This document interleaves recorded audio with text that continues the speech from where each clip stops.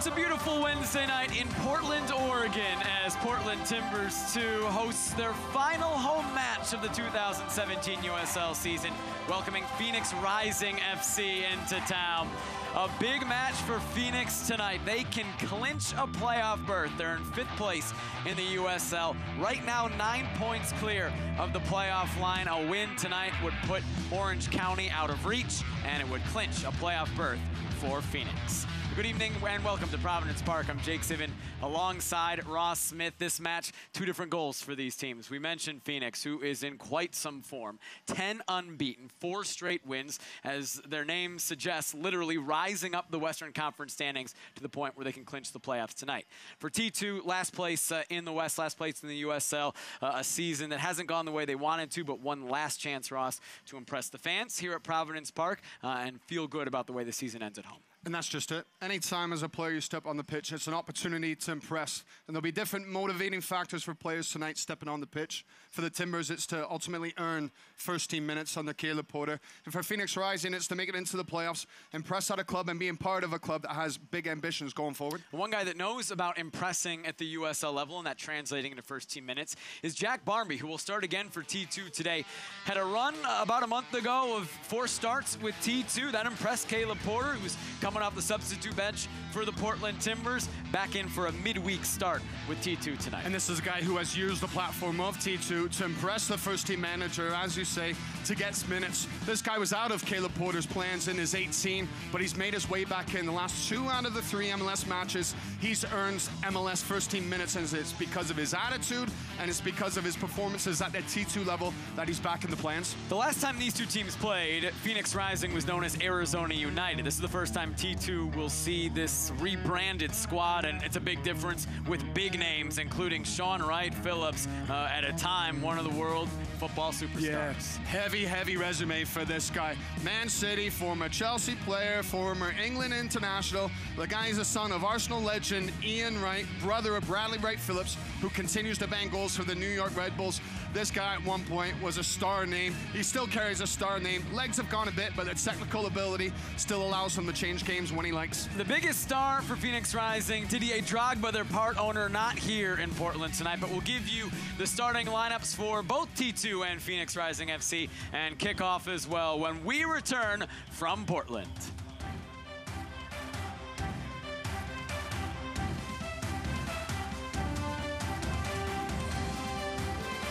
Recently, our country has witnessed catastrophic devastation. Hurricanes and flooding have upended lives and livelihoods. Across this great country, Americans have answered the call. That special calling that compels us, when others are down, to step up and do whatever it takes. America's at her best when, against all odds, we come together and lift each other up. Please donate to oneamericaappeal.org. America needs you. Thank you. Thank you. Thank you. Thank you. Thank you.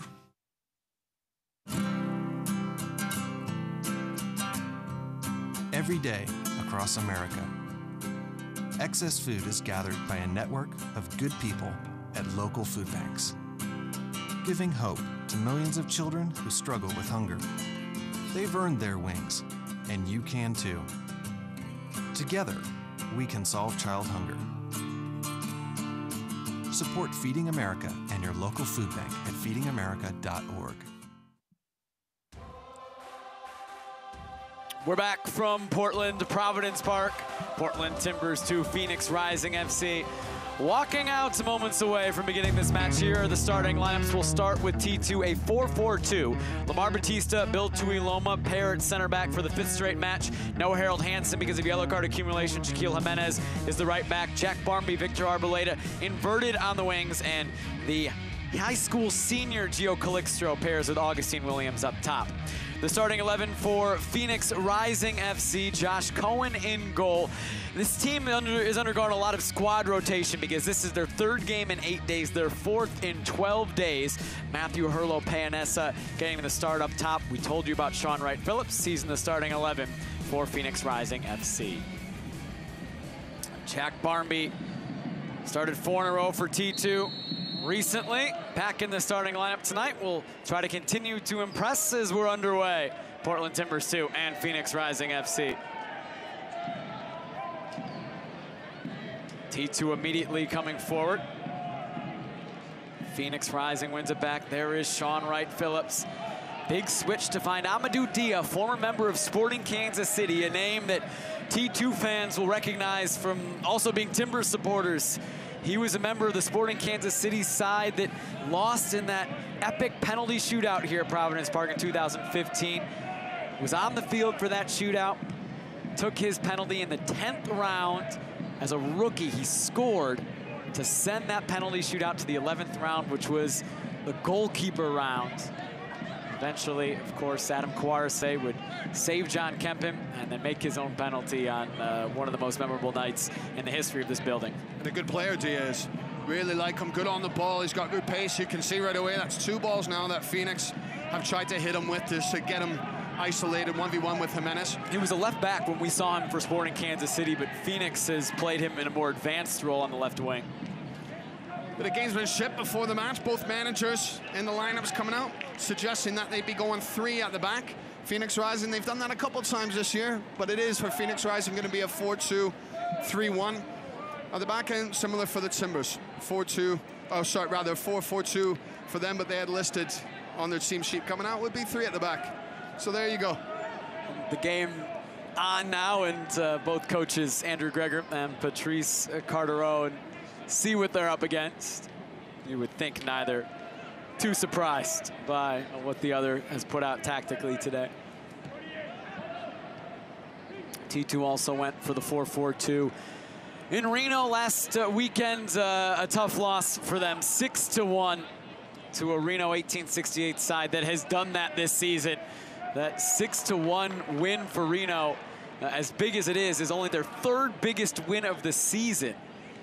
Reno beat Seattle 6-0 and LA 9-0 earlier this year as well. They can put up goals, and T2 on the wrong end of that on Saturday. Phoenix Rising, meanwhile, in really good form. We mentioned it, 4 wins in a row, unbeaten in 10. They've won 6 of 7, coming off a 4-0 win over Vancouver on the weekend. They can make this a Cascadia sweep. They also beat Seattle 1-0 1 week ago today.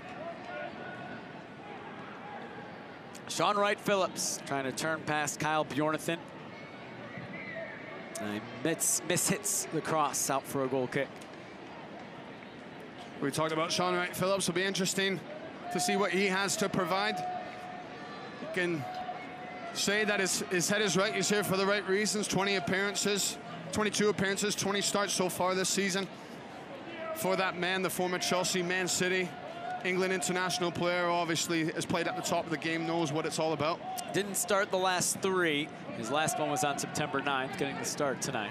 We're talking about rotation, players being rested. A lot of goals on the bench with Jason Johnson, former Chicago Fire player.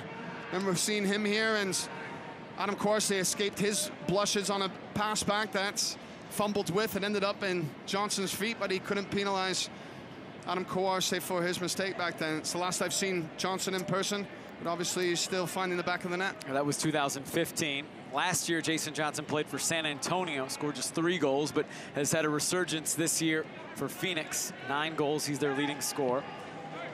On the bench today, did start on the weekend.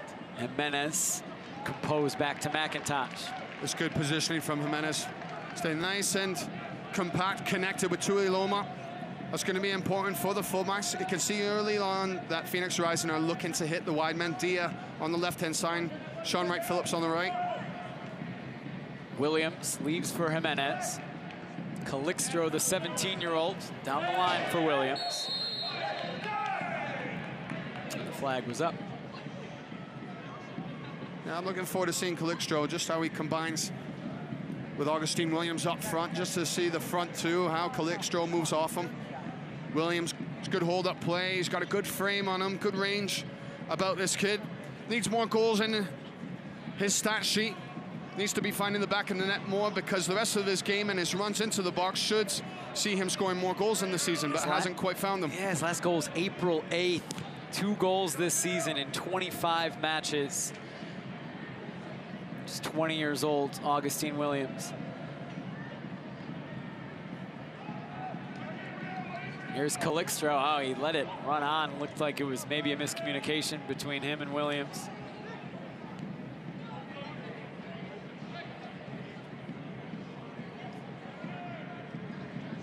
Arboleda pressuring. Composed from Luigi Mala. Arboleda still there, though. He's a player that needs a big night tonight. Victor Arboleda, a chance to impress the first team manager, press Andrew Gregor, of course, to be able to, you can say, maintain your spot in the team. You can never say it's a dead set, a certainty, but you impress that manager, ultimately impress Caleb Porter, because we talked about the resurgence of Jack Barmby ending up in the 18 of Caleb Porter, and that's been to the detriment of Victor Arboleda, falling out of favor. It's interesting, isn't it? Those guys on the team tonight playing on opposite wings, teammates with the collective goal to win this match, but they're competing against each other, as you mentioned, for a spot on the bench with the first team and for substitute minutes as an attacker, as an attacking option for Caleb Porter off the bench. It's always about these individual elements in a team game. Of course, ultimately the team does well and you're in the starting 11, then individually you'll get the recognition, but just those slight little edges that these players will want on one another tonight to impress. Here's Amadou Dia trying to cut back past Jimenez, who handled it well. Jimenez towards Williams. Peter Ramage, veteran defenders, able to win it. Vasquez kept it in play, then it went out, and it'll be a Phoenix throw. Be a good test physically for Williams up against Ramage, the captain for Phoenix Rising, just to see how he does with the weight of Ramage. Dia a chance to cross, drives it in a dangerous ball. McIntosh spilled it, got back on it, still not out of danger. Owako saved by McIntosh, again into a dangerous spot, and it's put in by Sean Wright-Phillips. His third goal of the season as Phoenix opens the scoring early.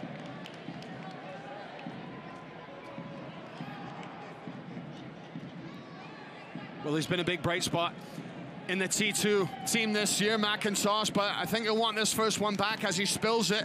Does well to recover, but Phoenix Rising, they continue to put the pressure on, and you can see it falls kindly to Phillips, who is just waiting on the doorstep as the strike from Owako comes in. McIntosh, he can't hold it, he parries it right into the path of Phillips, who just needs to open up his foot and calmly pass the ball in the back of the net. Gladson Owako, the initial shot, right. Phillips, the goal. And now we see how T2 reacts, going down at home. Kendall McIntosh, 5th in the USL this season with 78 saves.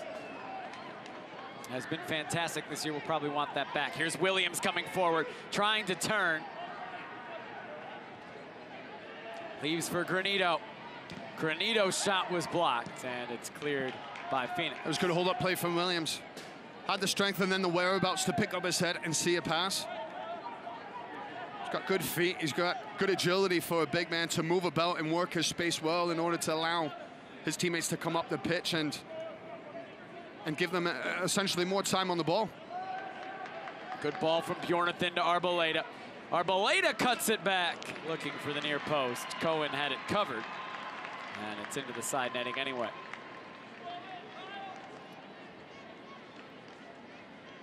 Victor Arboleda making just his 12th appearance for T2 this season. I say just 12th because coming into this year, you probably considered him to be a starter game in, game out, getting close to 32 matches with T2. But because of injuries with the first team, he's had to be on the bench with the first team for much of this year. He's only played 55 minutes in MLS, but because of him needing to be available, also hasn't gotten the minutes that maybe would have been expected at the T2 level. Well, you think at the T2 level, you need to really impress in order to assert yourself and to get a firm place in the first team. And I think back to 2015, George Fashive, the holding center midfielder for the Portland Timbers, whenever he played at the T2 level, he impressed. He was a standout, and right away you could see why that guy was on a first-team contract. And you need to put that shift in. You need to show that right attitude. And George Fashive had a big season for the Portland Timbers. He ended up going overseas because of interest in Europe. Amadou Dia wide to Herlo Payanessa. Looking again for Dia, the back heel. Couldn't pull it off. But dangerous again from Phoenix within 10 minutes. Couldn't quite get the angle, Dia. But nice invention from him. Good cross in. Defender wasn't tight enough to Dia as well. Just a little bit loose defending for the Timbers end of it.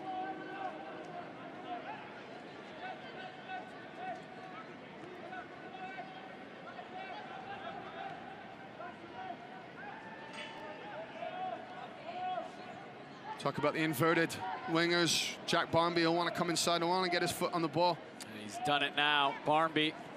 Calixto back to Barmby. Wants it on his left foot. Finds Arboleda. Thought about the volley. Now sets himself up from distance. He hit it well. The shot took a deflection directly at Josh Cohen. Really got a shot away. I don't know how much that first pass was intended for Arboleda or whether it was the overlapping run of Jonathan, but Arboleda, he made the most of it and at least has tested the keeper. Josh Cohen has won the starting job in Phoenix. This is his 23rd start, a 1.14 goals against average. Last 2 seasons was with the club formerly known as, then known as OC Blues, now Orange County SC. This could be a giveaway. Williams trying to get behind, and Cohen out of his box to deal with it.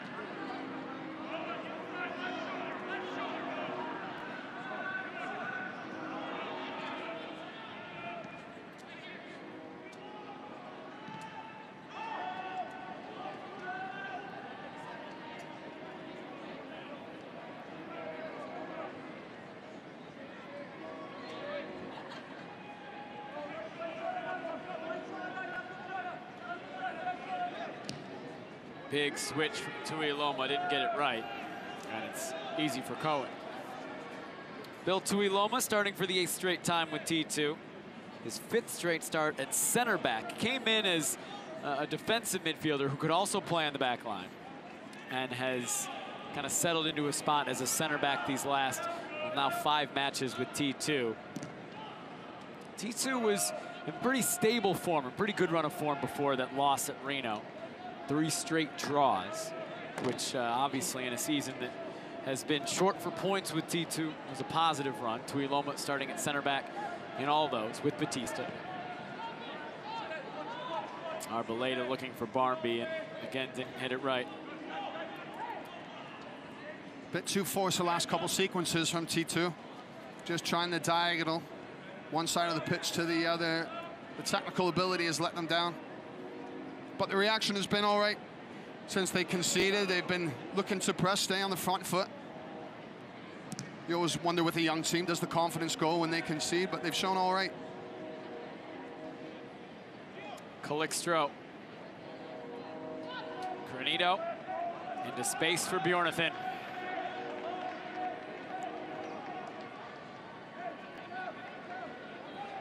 Bjornathan to the end line. Ball stays in play.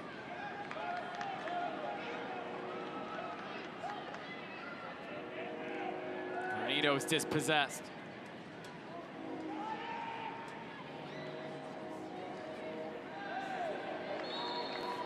Foul called. It's a late whistle.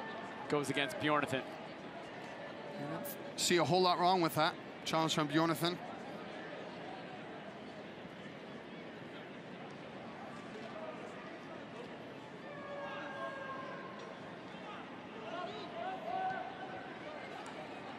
What's interesting as well, just mention quickly the reaction from T2 and the youngsters on this team, but you contrast that with the experience of this Phoenix Rising team and some big players who aren't even in the starting 11, who aren't even in the 18 tonight. But you look right down at the amount of MLS minutes with some of these guys. We talked about Jason Johnson already in the team, Blair Gavin, a former Timbers T2 player, Eric Avila, another player who has MLS experience. Jordan Stewart played for San Jose, a big stalwart at the center back position. Didier Drogba, who hasn't made this trip. I mean, these are big names. These are big minutes and big success at the top level for these guys in their respective countries. Avila, Gavin, Johnson on the bench. John Berner, the backup keeper, also has some MLS experience with Colorado. He's on loan from the Rapids. Amadou Dia, as we've talked about a lot, a guy who was a starter for Kansas City in 2015 for the most part at left back. Traded to Montreal in the middle of last year, and this year signing with Phoenix Rising.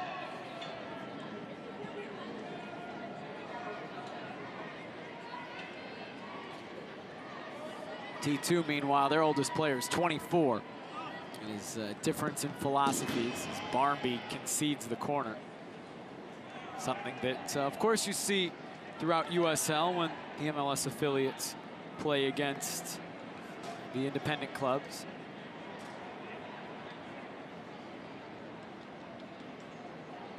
Sean Wright-Phillips will come over to take the corner. 36 caps with England, Chelsea, Man City. Big time player for England in the Premier League for years.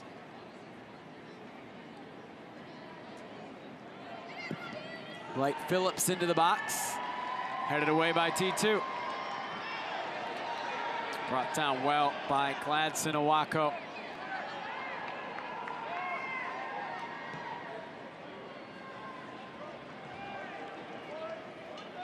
Bjornathan springing Barmby through. It's a good ball if Barmby can get there, and he can't in time. Luigi Mala winning it for Phoenix. He just thought Barmby was going to get on the end of the ball. He made a good run. It was a smart pass from Bjornathan, but Mala, he showed his pace to recover.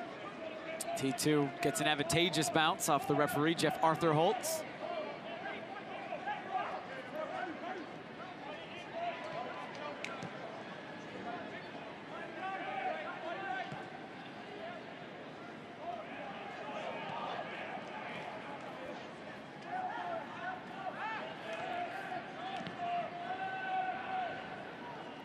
They're organized well, Phoenix Rising.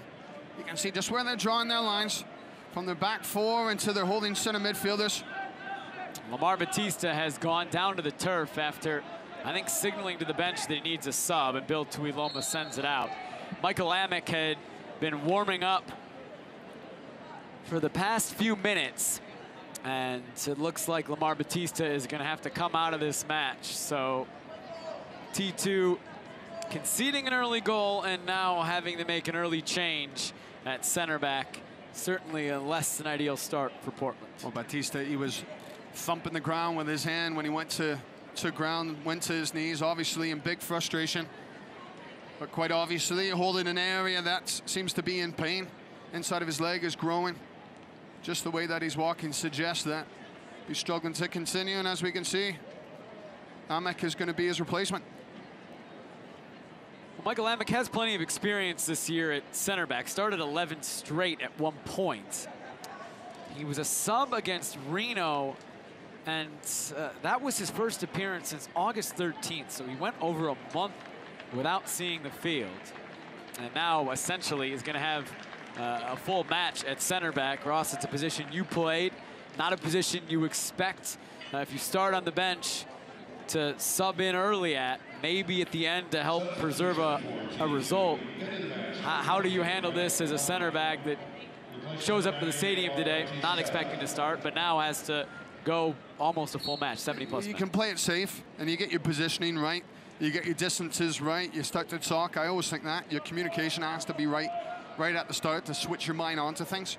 But your first couple touches, first couple tackles, you just make sure you get right. And this is a situation here where gets on the ball, you get a touch of it to start to feel and get your comfort levels up. Amick getting a couple touches just after coming into the match. It's always difficult, as you mentioned, though, a center back, when you're on the bench, you don't expect to come on, where opposite of that, if you're an attacking player, you expect maybe 20 minutes, final 20 minutes, final 15 minutes, you'll get your minutes, a chance to maybe shine. Opportunity drops to you, but for a center back, this is when you got to take advantage of it, is when players get injured.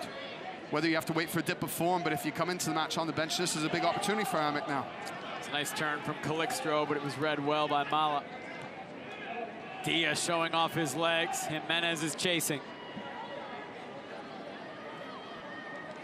It's done well, Jimenez. Just hunted him down nicely. Didn't jump into things. He waited to see what Dia would show him.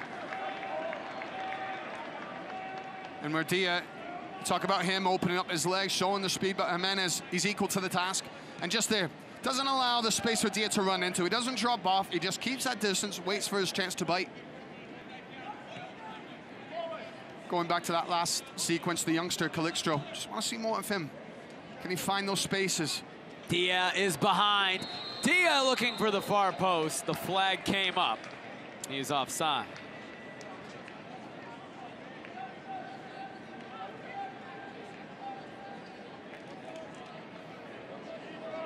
Little complaint from Dia, whether he just went slightly early.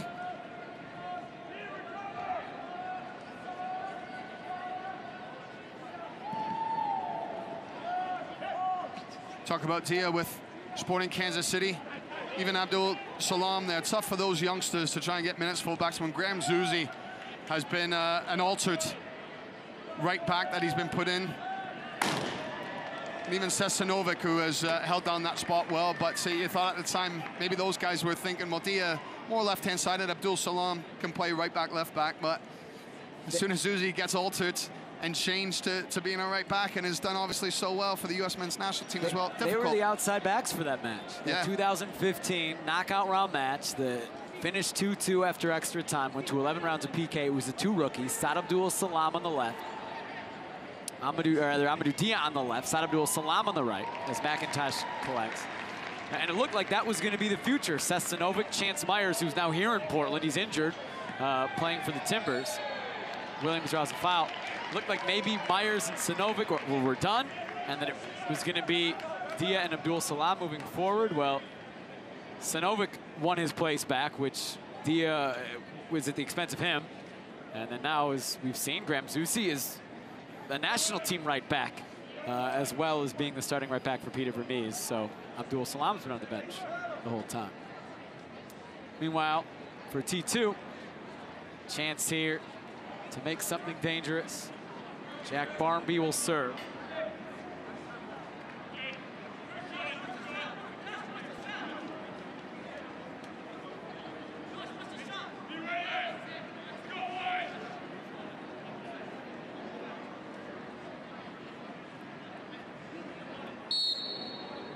Barmby to serve it in. Dangerous ball. Looked like it came off Tui Loma, who took a knock. Phoenix is going to try to counter. And it's broken up by Barmby, backtracking. Owako trying the back heel.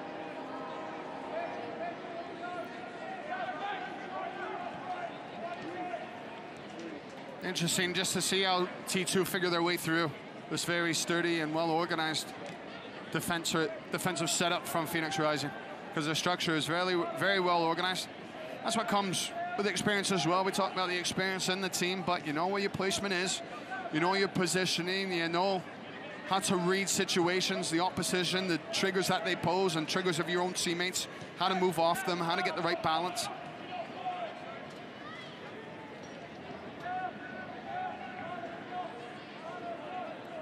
There's very little space in the center of the park, and I'm just watching Calixto talk about him getting his touches, even Jack Barmby, but there's very little room for them to operate. Granito tried to get it to Calixto. It was broken up by Matt Watson, another guy who we haven't even mentioned, but talk about MLS experience, former Vancouver Whitecap, former Chicago Fireman, 4 seasons in MLS for him.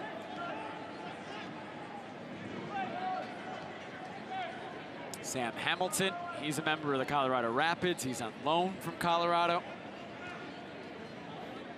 First round pick for the Super Draft this season, 15th overall.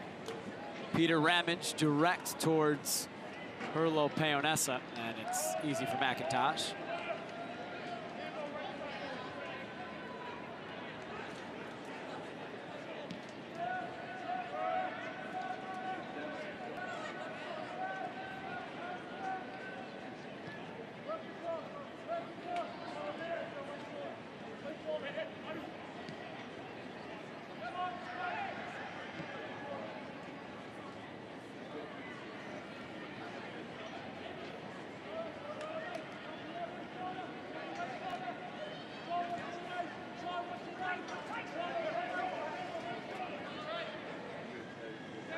Everybody from Phoenix has dropped into their defensive half behind the ball. They have the lead. They've played a lot of games in a short amount of time. They're going to make it tough to be broken down. They've got the lead now. They can afford just to sit back away from home as well. As you mentioned, there's minutes in the legs from the games that they've played against Seattle 2 and Whitecaps 2. That's a giveaway. Arboleda lost it. Dia trying to lead the break. Wright Phillips. Cornito breaks it up momentarily. There's just a lack of something different. Creativeness is what you need. A little bit more urgency, tempo in the play from T2. Merlo Payanessa over to Hamilton, back to Owako.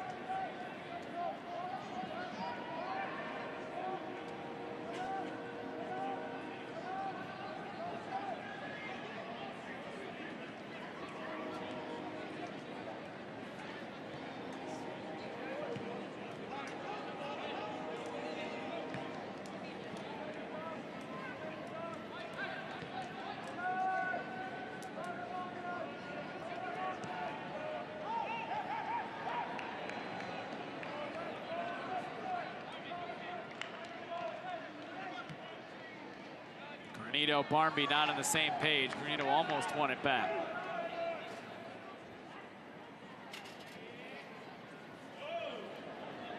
Watson coming forward and then plays it out into touch.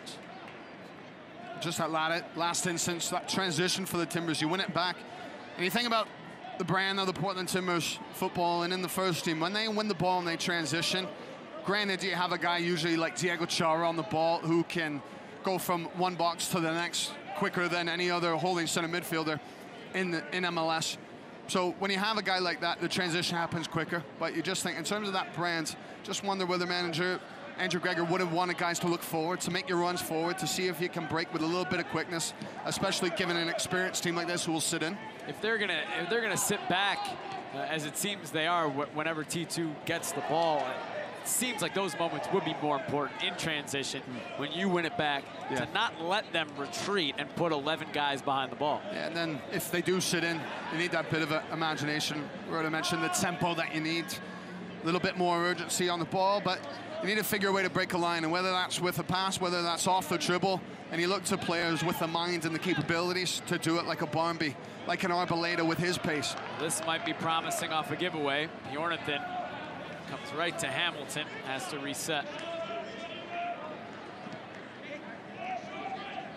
Barnby.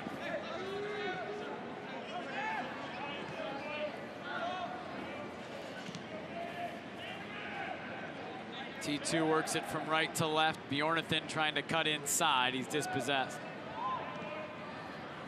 Even that last instance with Owen still on the ball, he looked at Williams and then he decided to go wide. I thought that was a chance. Williams had his defender on his back, played into him, and then see what you can get with runners coming off the face of Williams.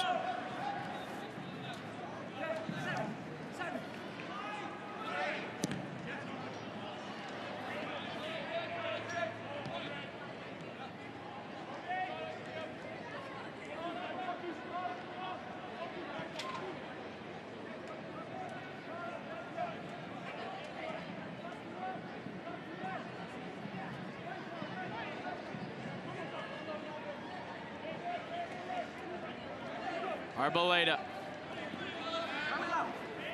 cuts inside. Arboleda into a dangerous spot, and he earns a corner kick. First one for T2 of the match. Well, he's done well to get something out of this. Thought initially his option was to Jimenez, and then let Jimenez cross the ball in. You can see all these touches, but you can't follow this play. As soon as he's got his defender squared up, he runs at them, he uses the pace that we talked about, and creates an opportunity. Barnby's corner doesn't get past the first man.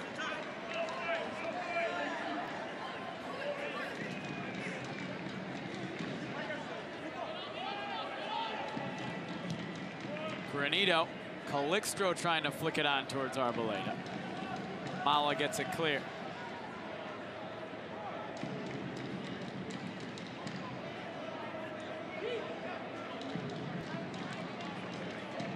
Sean Wright Phillips, the goal scorer, came early in the 8th minute.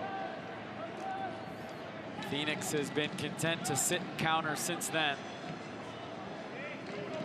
T2 unable to break them down so far. Jimenez, a big switch, but it's right to Phoenix. It's just opportunities like that, Jimenez. You've got this entire right side to operate down. Back yourself, 1v1, space to run into. See if you can overlap. Turn your defender, turn your immediate mark, which is Vasquez in this situation. See if you can get beyond them. We talked about using opportunities to impress. Well, it won't impress if you pass on responsibilities. See if you can understand there's times where you want to be in possession, but where, again, Phoenix Rising like to sit in, you need to use the 1v1 opportunities if you're in a good situation to try and break things down. Hammock stepping up with the header. Watson wins it for Phoenix.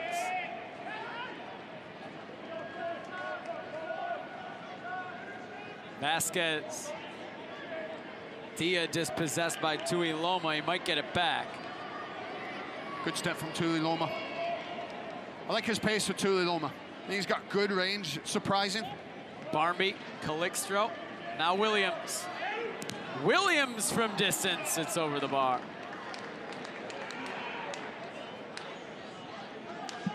It's worth an effort. The numbers weren't in T2's favor, and he was always being rushed. Williams, he had to get his strike away as quick as he could.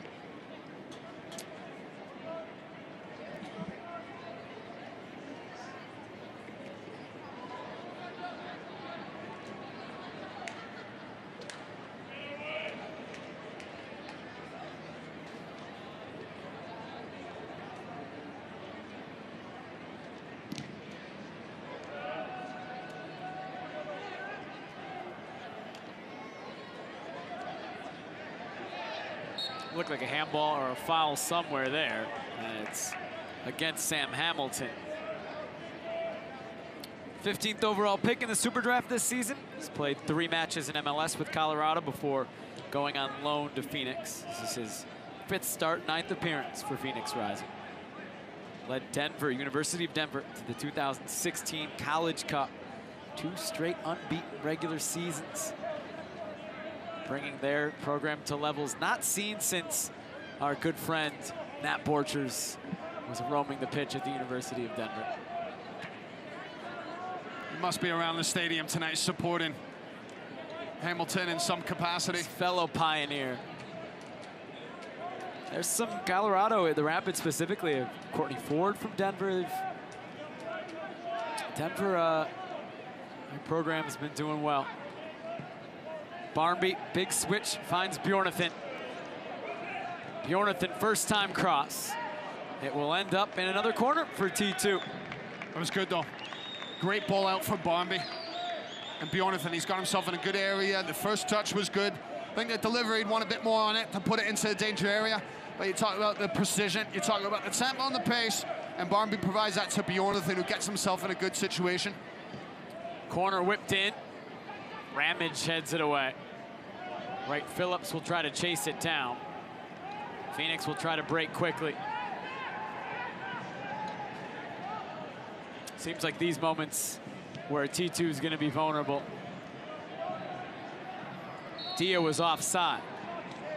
That's one for me. I don't know why the linesman waits all the way. It's quite obvious that Dia is going to be going onto the ball. There's no other Phoenix Rising player going onto it. Why have you spared that extra 5 yards? And it happens at the MLS level as well. It's the rule of the law, right? The rule of the law is if the runner who's in an offside position is clearly making and is active going towards the ball, making an attempt, then it's offside. But that is as clear as day to me. The ball over the top, there's no other Phoenix Rising player around. It's offside right away. Just playing a little devil's advocate. I would agree. Not meaning to get into the pedantics here with it all, the little things that get to me, obviously. It did seem, you know, you're waiting. I've been waiting to get that out. 1, 2, 3 seconds for the flag to go up, and then he touches it, and it goes up, even though it was clearly offside the whole time. It's all right. It's a little more work for Amadou Dia. Timbers T2 supporters will be all right with that.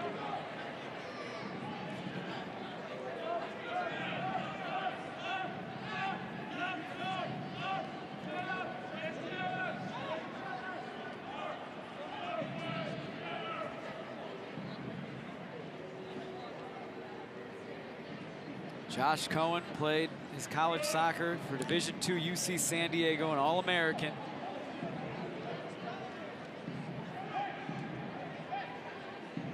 Plays from one keeper to another. Cohen to McIntosh.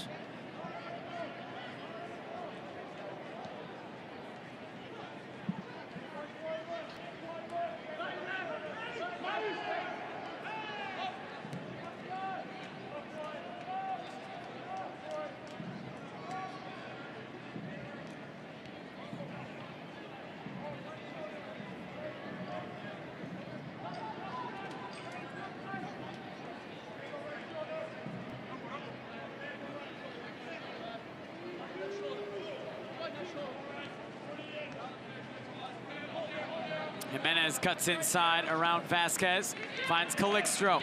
Calixtro back to Jimenez, who continued his run, and he couldn't handle it. Harlow Payanessa chasing after Amick. Composed from McIntosh to keep possession. He did well there, Amick, and he has settled in nicely. You asked me there how difficult it is. It's never easy to come in when your legs have got yourself sat down, you get a little bit of cold in you after your initial warm-ups to all of a sudden be injected into the match. But Amick, he's done a really nice job. Barmby. Williams trying to get behind Ramage, who read it well. It's all right, though. You're pushing that line back a little bit more. Get on that ball. You force that back line to turn, opening that gap in between their back line and their midfield.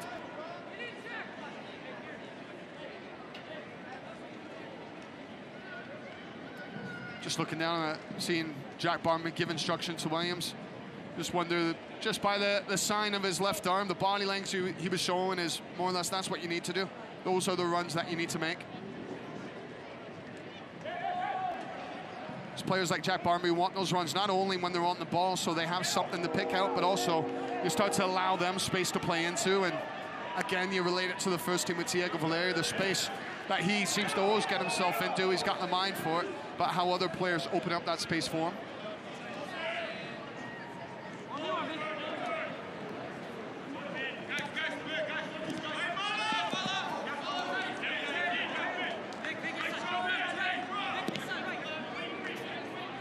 Jimenez to Ornstill. T2 goes right to left. Bjornathan over the head of Williams. That's not a bad ball. The ball's behind Bjornathan. He's got the defender on him. There's very little space for him to get the cross off, and he's hit the back stick.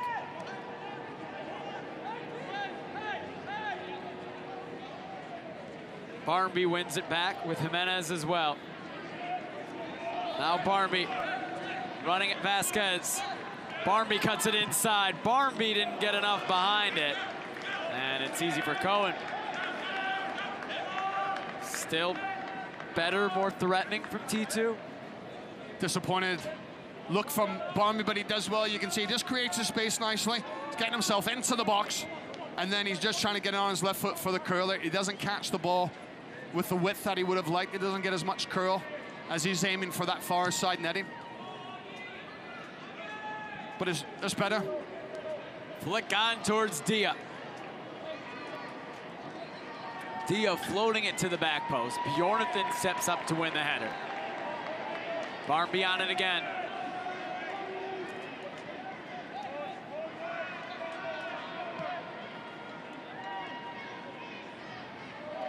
Bjornathan has Arboleda making a run behind. Opportunity.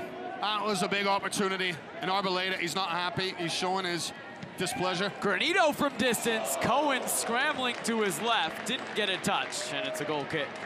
Yeah, good hit from Granito. He feels as though Cohen got a touch, but just before then, Arboleda, he's made a run inside. He wanted the ball played in behind, but it comes out to Granito. And he's, for him, thinks that he's testing the keeper in terms of Cohen getting a touch. It's a good hit. The ball's moving, it bounces right in front, which can cause problems for the keeper. Referee doesn't see a touch from Cohen. Tomas Granito making his 5th straight start. Arboleda tried to find Barmby. Didn't get the angle right. It's cut off by Watson. T2 wins it back. And give it right back.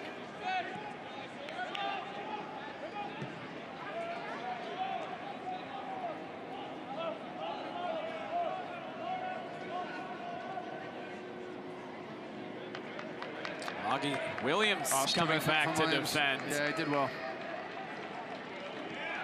Waukesha, he got caught on the ball too long to make his decision. Arboleda cuts inside. Still Arboleda on the ball. He's gotten around 3 defenders.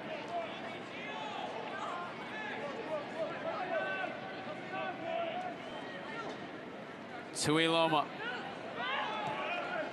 Jimenez making a run behind. He can't get there in time. Battling with Owako. Let's go to Wako. Dia touches. Tuiloma showing his pace to keep up. Last off of Bill Tuiloma. And it will be a corner kick for Phoenix. He did well for the tackle. Tuiloma gets a touch. The referee does well, because the referee's catching up with the play, but Dia, he's just trying to take Tuiloma for pace, but this touch, does he get it? Initially, I thought the run of play, he gets a left toe to the ball. The referee thought the same. A little difficult to tell from the replay. Now Jimenez is down on the turf behind the play. The replay did look like it was last off Dia, and I think Andrew Greger upset with that decision. He's already had to make 1 substitution in the back line. He might have to make another. Here's another look at the challenge from Tuiloma. Tuiloma gets a touch, but then I think it pops off the knee of Dia there. I think their last touch, I don't know, I might argue that Tuiloma gets a touch a little bit. You think he doesn't get a touch at all? Tough. I think he gets a touch and then it comes off Dia. I'm gonna have to argue a little bit there. Initially, I did think it was a touch. I should back down, but I'm not backing down. If he doesn't get a touch, is that a foul then? It's a foul. Well, it's gonna be a corner kick, so it's a just decision in the end, essentially for you. Because if you call a foul there, basically the same thing. Meanwhile, for T2, they've got to deal with this. Shaquille Jimenez is down on the turf. They've already had to sub in Michael Amick for Lamar Batista on the back line. They might have to make a change at right back as well.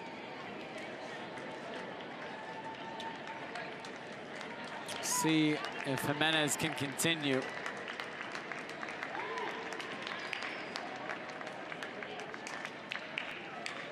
I just wonder whether it was initially from the challenge. He's pointing down to the area where him and Owako went in as Jimenez was looking to go beyond the creative player for Phoenix Rising. Sean Wright-Phillips will take this corner whenever we're able. Jeff Arthurholtz wants to have a word before.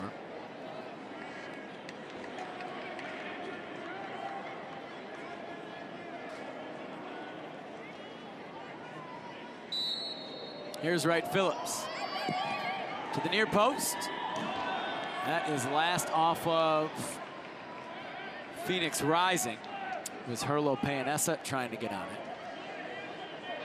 Goal kick for T2, and also Shaq Jimenez back on the pitch. So at least he's gonna give it a go and see if he can continue.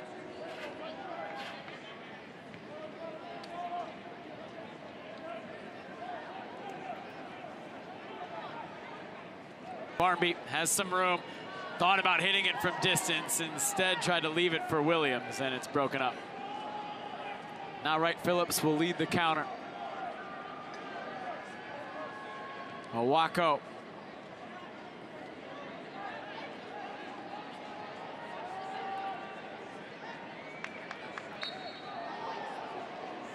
Waukesha draws the foul.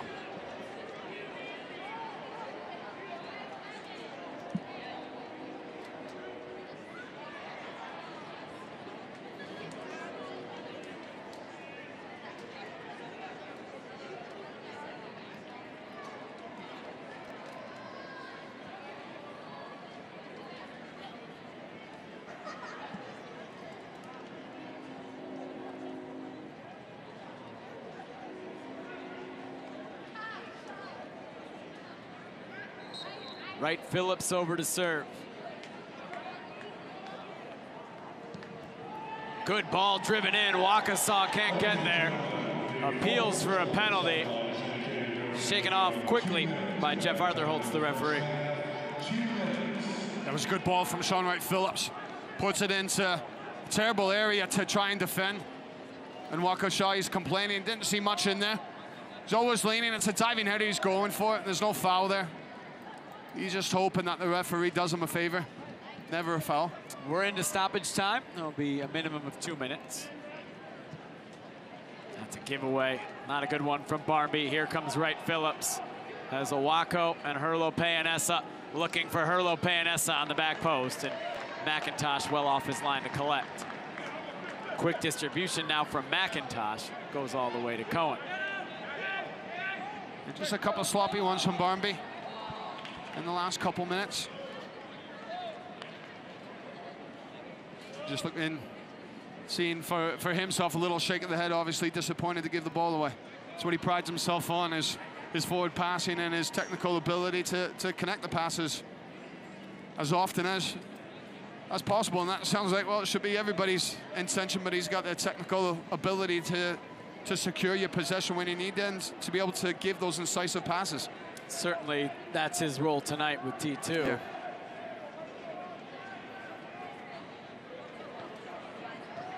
Talk about players who can break teams down, break oppositions down, and he is one of them.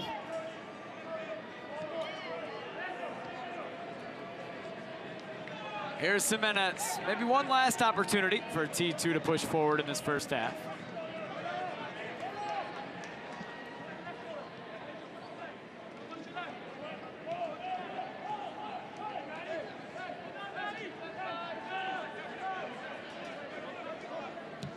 Big switch from Tuiloma. Does well to pick out Bjornathan. Bjornathan is through, has options in the middle, and it's parried away by Cohen. Maybe waited a beat too long, did Kyle Bjornathan, to send that ball in. Such a good ball, and such a good run from Bjornathan, and he got such a great first touch. But he had Arboleda completely unmarked. He just needed to give him the ball. I don't think he saw him. I think he was looking for better options, whereas that looked the obvious one. But still, T2 finishing the stronger team. Had the better of the ball, looking like they had more purpose in their play in the final 15 minutes of the first half. Well, Jack Barmby and T2 unable to answer Sean Wright Phillips' 8th-minute goal, so we go into halftime with Phoenix Rising leading 1-0. We'll take a break and be back for the second half kick from Providence Park.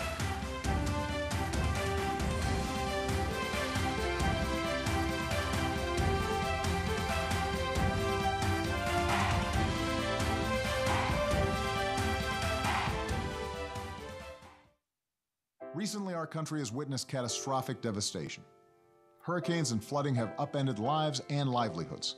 Across this great country, Americans have answered the call. That special calling that compels us, when others are down, to step up and do whatever it takes. America's at her best when, against all odds, we come together and lift each other up. Please donate to oneamericaappeal.org. America needs you. Thank you. Thank you. Thank you. Thank you. Thank you.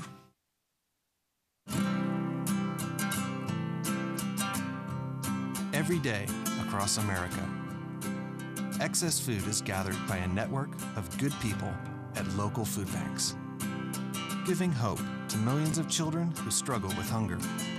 They've earned their wings, and you can too. Together, we can solve child hunger.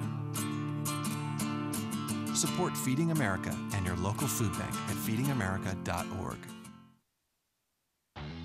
The race for the USL Golden Boot is one to watch entering the final weeks of the USL regular season. The USL's all-time leading scorer, Dane Kelly, leads the league's top offense in Reno 1868 FC. Kelly's 18 goals on the year are chasing Matt Fondy's USL single-season scoring record of 22, set back in 2015, as Kelly pursues the first Golden Boot of his career. Enzo Martinez is second in the race with 16, but hasn't tallied a goal since week 24. Martinez and the Charlotte Independents enter week 28 having clinched a spot in the playoffs, but looking to hold on to the number 2 seed. The Charleston Battery's Romario Williams has only played in 20 games this season, yet has scored 15 goals. June's Player of the Month is looking to get back into scoring form. The Jamaican international has been held scoreless since August 12th.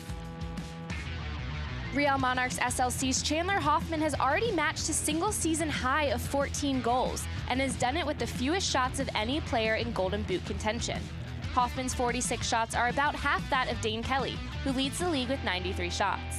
The Pittsburgh Riverhounds' Corey Herzog has played the most minutes of the players in the running and is coming off his third two-goal performance on the year. Herzog's brace against Bethlehem Steel FC brought his season total to 13, the same number he had in the 2016 regular season. With 3 weeks to go, the contenders will look to end on a high note as the race nears the finish line. For USL Network, I'm Morgan Conklin.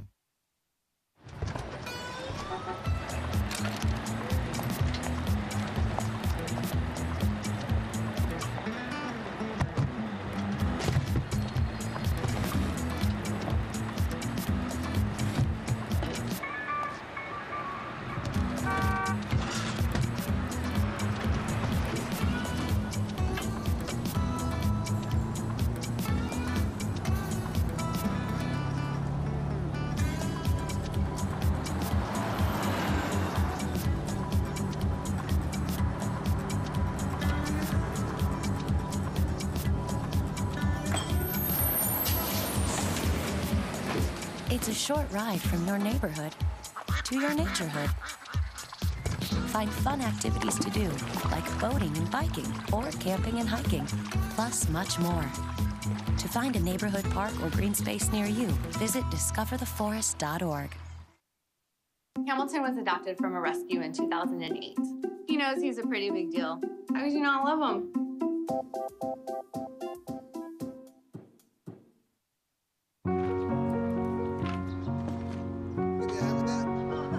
We'd do anything for kids. Thanks for helping us. Yet 1 in 6 children in the U.S. struggle with hunger. Help end childhood hunger near you. Learn how at feedingamerica.org.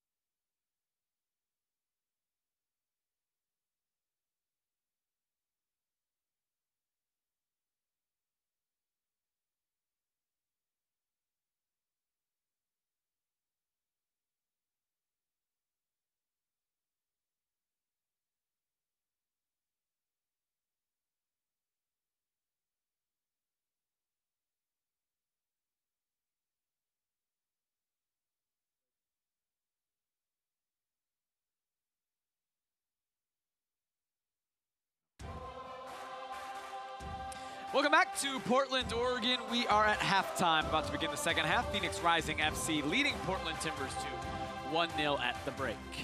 Jake Ziv, Ross Smith back with you as we're minutes away from beginning the second half. It was a first half that saw an early goal from Phoenix Rising with Sean Wright-Phillips scoring in the 8th minute. Phoenix playing their 4th match in 12 days, totally content with the early lead, Ross. They sat back and T2 struggled to break it down. Yeah, disappointing goal from the Timbers end and McIntosh's end to concede the first rebound he gave up. Allowed Phoenix Rising to keep the ball in their area. Ultimately, easy tapping for Sean Wright-Phillips. As he said, though, the plan went to perfection for them in terms of getting an early goal, sitting back in, frustrating the Timbers. But I thought as the half grew on, the Timbers had more purpose, more intent in their play, and just right at the ends of halftime on the referee's whistle, could have had a big opportunity from Bjornathan going into, could have been Arboleda. Let's take a look at the highlights of the first half. We'll begin in the 8th minute with the goal. Came off a couple of deflections, you could say, from Kendall McIntosh. The first one spilled out into the middle, got back on the second ball, and then this is where the goal comes. Owako's shot is parried right into the path of Wright-Phillips. And it does fall so kindly to Sean Wright-Phillips. The initial cross coming in, McIntosh, that's where he would want to do better.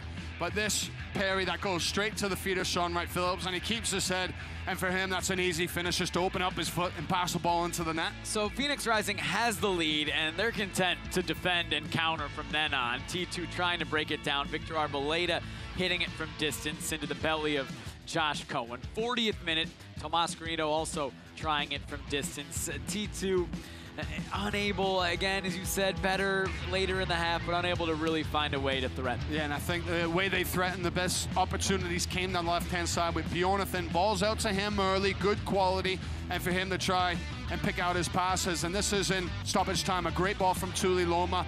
And you can see, just as a defender gets sucked in, he's turned around, Bjornathan gets a great first touch, but there, that is your opportunity just to cut it back into the path of Arboleda, but Bjornathan was looking for something else. Big chance for the T2 players before halftime. The stats tell kind of the story of the game in that Phoenix got the early goal and then they sat back. So T2 dominating passes, possession, but most of that without threatening. The shots on goal in favor of Phoenix Rising FC. And of course, the 1-0 scoreline, all that Phoenix cares about, as they are 45 minutes away from clinching a playoff berth. A win tonight would put them into the USL playoffs. Tomas Granito and T2, Victor Arboleda, want to say something about that. Looks like we're gonna have one substitution at halftime, and it's gonna be Phoenix Rising FC. AJ Gray getting ready to come on. He will replace Gladson Owako. So Gray for Owako to begin the second half. Each team now has used one substitution, as Andrew Greger and T2 were forced to make a change at center back early in the match. Lamar Batista coming out with an injury, and Michael Amick coming on.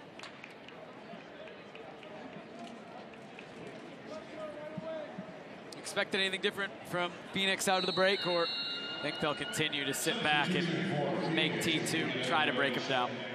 And with Gray coming in to the game, it looks as though Wright-Phillips will shift into that number 10 position, center of the park, with Gray operating on the right-hand side.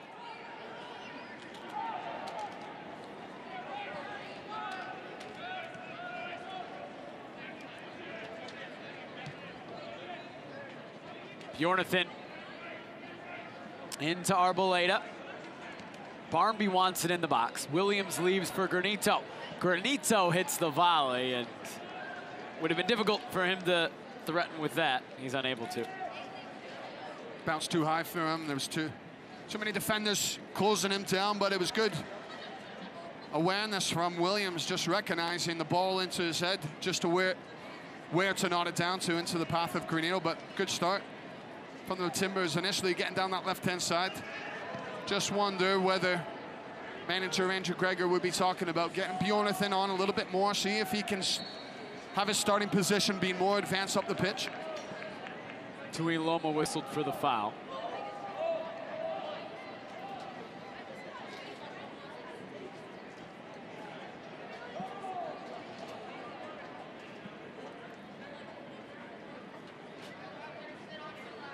Vasquez over it.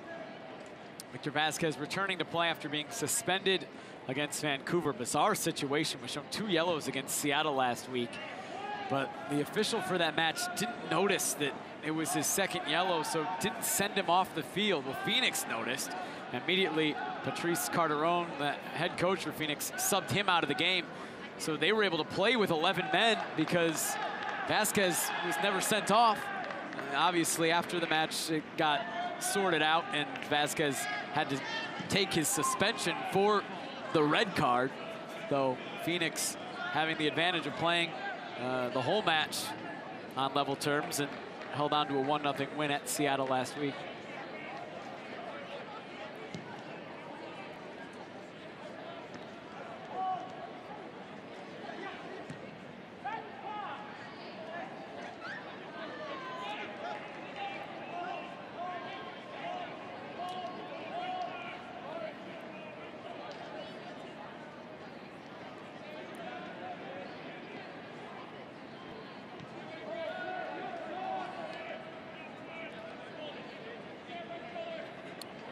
A little bit more pressure from Phoenix as Tuiloma again looks to Bjornathan.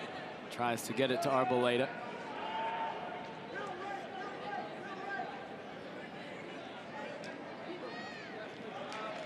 It's off Bjornathan and out for a throw.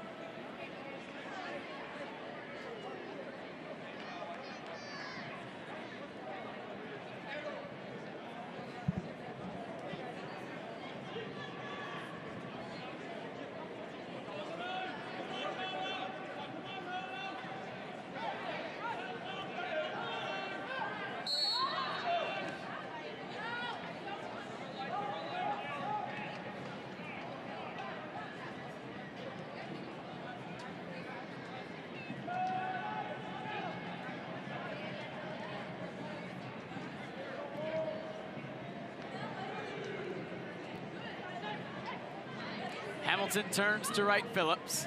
Barnby comes, or rather Granito comes back to take it away. Calixto wide to Barnby. Barnby looking for Williams. It's easy for Ramage. Right Phillips forward towards Dia.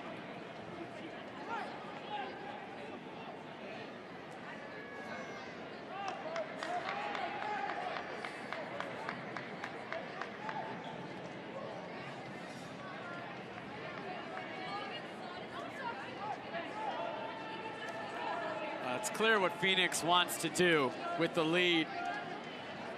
They just want to make this game as frustrating and as disjointed as possible. Here's Watson, hits it wide.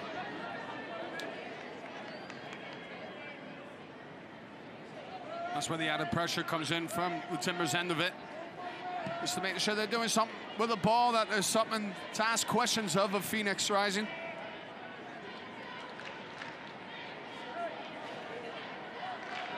Just trying to cut off the pitch, Phoenix Rising. Once it goes out to Tuiloma, you can see the center back, he does well here stepping in. But they're just trying to close off the pitch to make sure that they keep T2 going down one way. Bjornathan cuts inside. Granito wide to Jimenez. Jimenez first time cross off Ramage, and it's the first corner kick of the second half for T2. And when you're being frustrated, Jake, this is when opportunities, set pieces become so much more valuable. Your center back, one of the big men to come up, see if they can get their head on the end of things. Barnby swings it into the back post.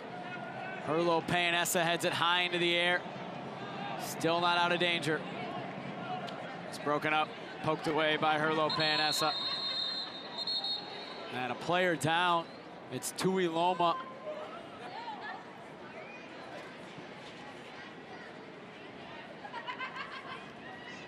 Just go back from the corner kick, second phase, second ball. Tuiloma, it's a good jump by him, but then it's the landing as he just comes off the back of Dia. And he's holding the back of his head.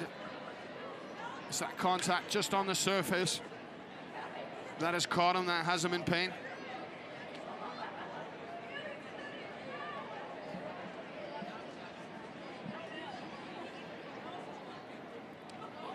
T2's already had to sub out one center back today.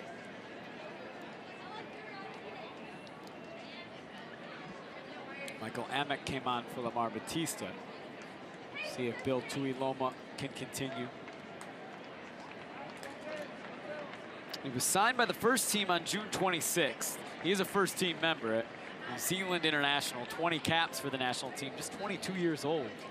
He was signed with Marseille in France the past 2 seasons. 5th start at center back, 5th straight start at center back. He's looked better and better up at training. Going up to watch the first team train, just his comfort levels. Him starting to situate himself more and more with the first team guys. Tough side to get into at the moment though with the Timbers and how they're playing in the first team.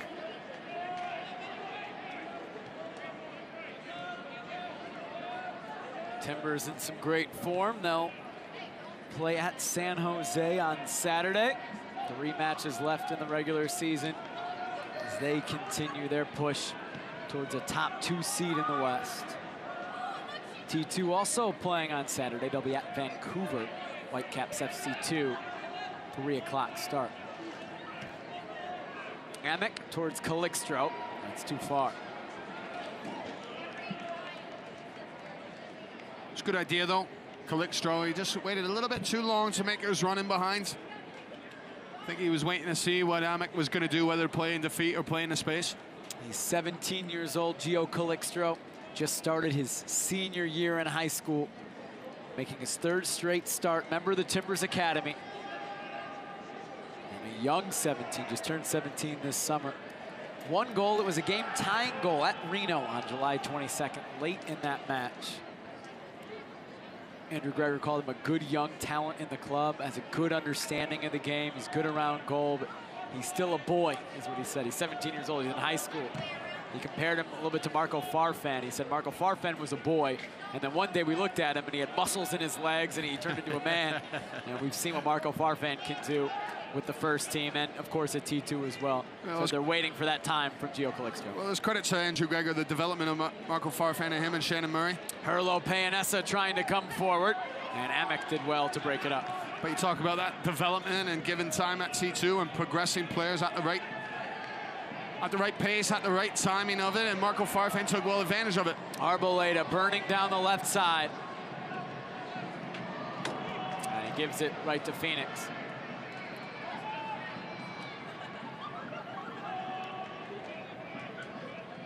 Herlo Payanessa, touch around to Iloma. McIntosh will pounce off his line.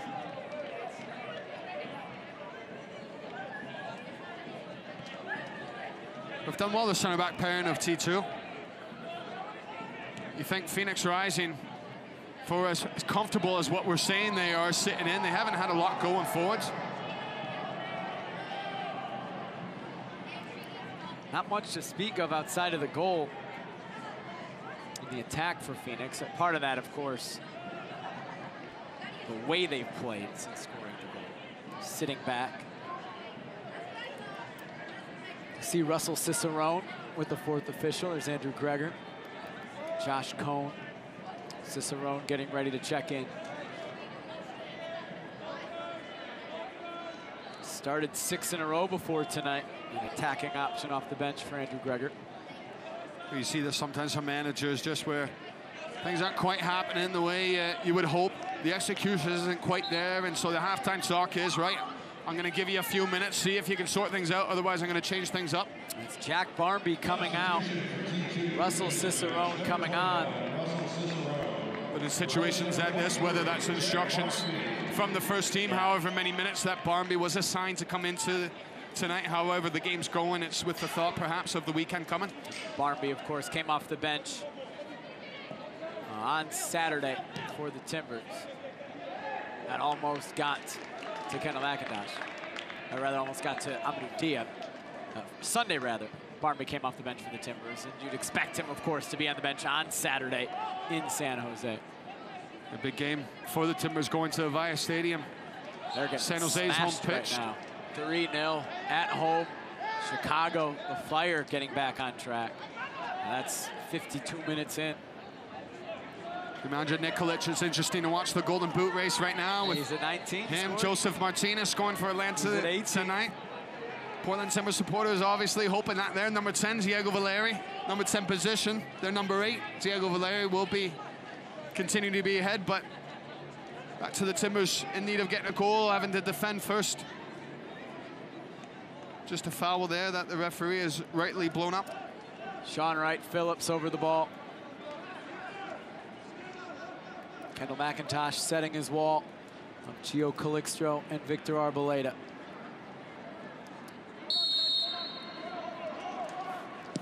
Wright Phillips serving it in. Bjornathan didn't get his head to it. It was knocked down by Herlo Panessa.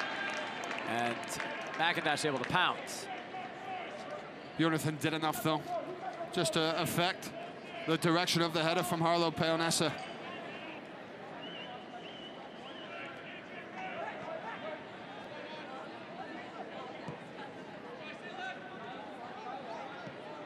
Bjornathan. Calixto. Arboleda trying to turn, broken up.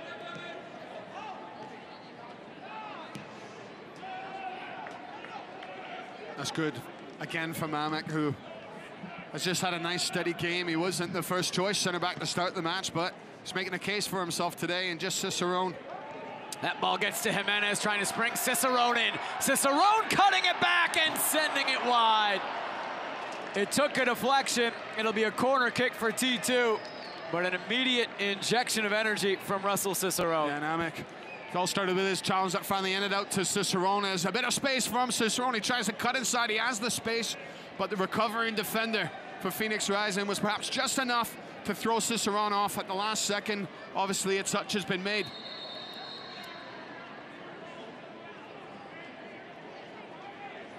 Granito will take this corner.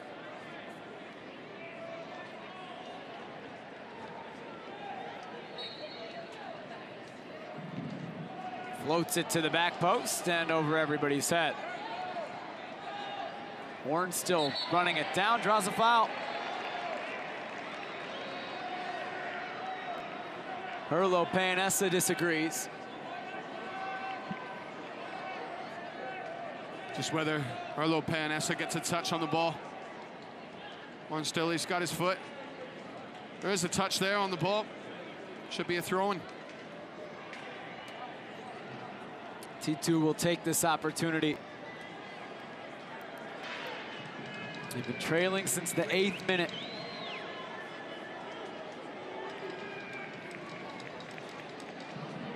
Just looking for that ball to go in between Cohen, the goalkeeper, and that line. Get it right about that penalty spot.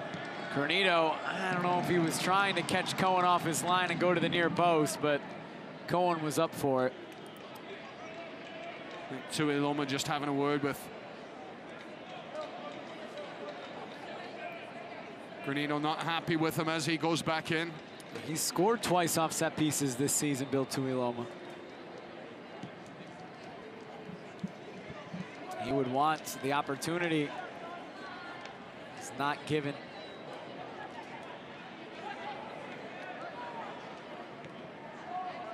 Dia trying to turn past Jimenez, who defended it well.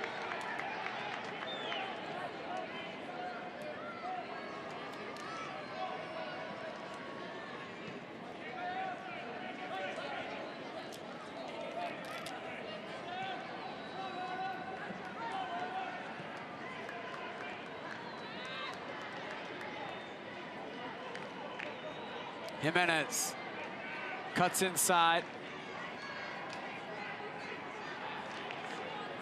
Cicerone.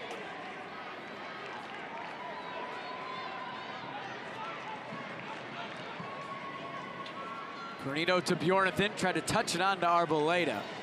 This will be a deep throw for T2. It's a good ball from Granito. The ball was moving. It was a lot for Bjornathan to handle, but that's where you need that ball out to be nice and quick, nice and sharp. Talk about testing the touch of a player. Don't worry about how they're going to handle things. You get it out to them nice and quick, and you rely that they're going to have a good touch. Phoenix will make their second substitution of this match. It's up top. Matt Herlo Panessa will come off, and Jason Johnson, who we spoke about earlier. 3 seasons in MLS. 2.5 with Houston, half a season with Chicago. Coming on up top for Phoenix. That takes a deflection, stays in play. And he'll offer some pace from behind. Johnson coming on. Now T2 will make a sub. Their final substitution of this match. So we saw Jack Barmby go about 55 minutes. Victor Arboleda will go 62 as Omar Mohamed comes on for Victor Arboleda.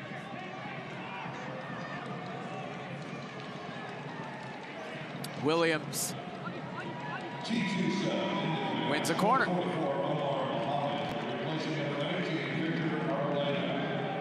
We'll see if the fresh legs of Omar Mohamed can make a difference. He had started 12 of 13.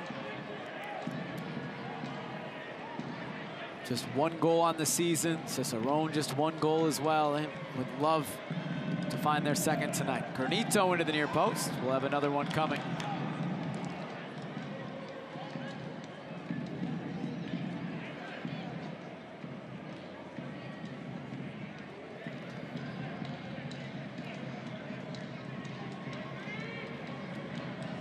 Again to the near post. It's flicked on. Tuiloma can't put it on goal, and it's cleared away. I think that was Wright Phillips getting the final touch clear for Phoenix. Jimenez back into the mixer. Tuiloma heading it back across. Amick heading it down, and it's Cohen who covers for Phoenix. It's always going to be difficult for Amick just to get enough power on the ball. It's a good effort initially. Doesn't look like it was going towards goal, but Wright Phillips clearing the ball, but then this knotted down from Tuiloma. It's a good leap, but Amick, he just was never going to get enough power on the ball as it's dropping down from quite a height.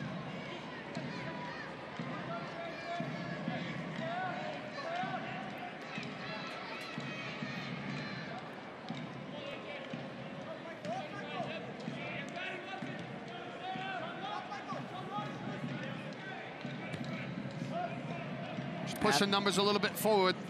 Phoenix Rising. Line of confrontation starting to be a little bit further up the pitch. They're doing that, just trying to cut off, and you look at Johnson, the striker, just putting himself in the middle of the pitch. So when it goes out, whether it's the left side for T2, they're trying to keep it there. Horn still fouls Watson. Can T2 take advantage of Phoenix maybe being a little more aggressive? Obviously the lines from where the front line with Johnson to the back line, then a little bit more space in for the Timbers to find those pockets.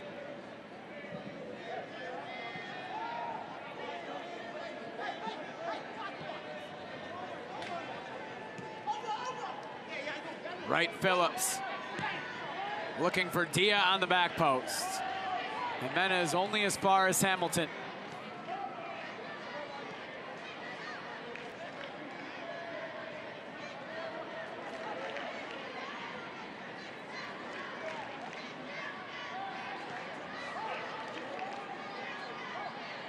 Johnson holding off Tuiloma.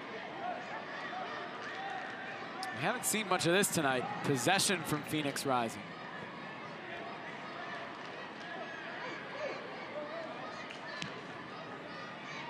Mala, big ball into the corner for Dia. Dia trying to get past Jimenez. That was last off of Amadou Dia. Goal kick coming. Yeah, good ball from Mala though. Back to front really quick, good accuracy. Here's how we got here. 8th minute, Sean Wright Phillips. After Kendall McIntosh spilling a ball he probably wishes he could have held, and then making a save, but right into the path of the longtime Premier League veteran, Sean Wright Phillips. And really the only time that Phoenix Rising have threatened was on the goal from Sean Wright Phillips. He himself, he's looked rather sharp. You can see the pedigree in him, the quality whenever the ball is into his feet. The player he was in his prime was running at guys, getting the ball out wide, so threatening 1v1 situations. Now, as you tend to see, players coming more inside the pitch, very technical, looking for passes rather than running with the ball. Manchester City, Chelsea, won the Premier League with Chelsea. 2005-2006 season, won the FA Cup twice, 36 caps with England, played in the 2010 World Cup. Thought we'd see more of him when he went to the New York Red Bulls. Signed with his brother. He was visiting his brother in New York, and Jesse Marsh says, well, why don't you train with us. Why don't we just get you on trial, see what happens? And then obviously that was a big signing for him, but underachieved by what Sean Wright Phillips, you think, could have done when he was at the Red Bulls. Yeah, just 19 matches, only 2 starts in his 1.5 seasons in New York. 1 goal, 1 assist. His brother Bradley continues to score goals. We were talking about the MLS Golden Boot race, so he's in that conversation as well. Jimenez floating it in over the head of Williams, knocked down and then cleared by AJ Gray. That was good. Jimenez getting in a more advanced position. Now can Wright Phillips spring Johnson? He has. Johnson's first chance of the match is saved by McIntosh, keeping T2 in the game as he has so many times this season. It was a great ball from Sean Wright Phillips in behind. Johnson just running into the pass where we talked about Johnson having that pace in behind. The touch just gets under him a little bit, but still enough that Johnson would feel with his 9 goals so far this year, he could be doing more with. But it's a solid save down to the left-hand side for McIntosh. Wright Phillips ready to take the corner. Headed away. Bjornathan at the near post. Don't know why it wasn't a foul. Bjornathan, he got the header and then he was crashed into. He looked like he wanted it.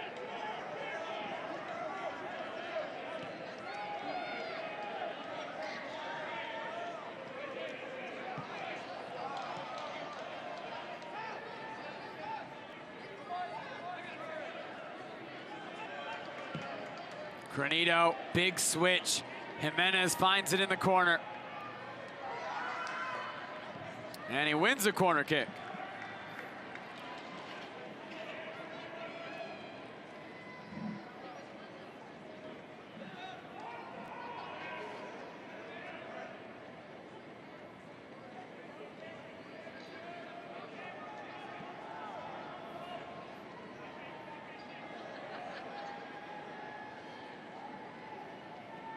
Mohammed will take it. Curls it in, headed away by AJ Gray.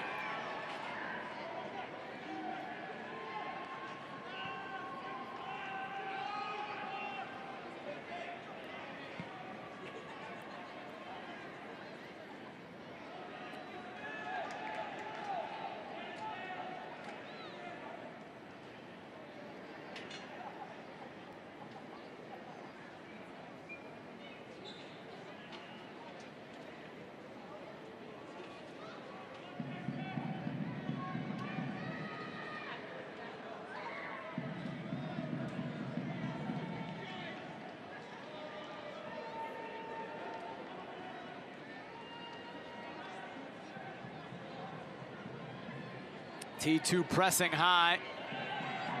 Orange still called for the foul. I don't see an awful lot wrong with that. Shoulder to shoulder. He's just out strength.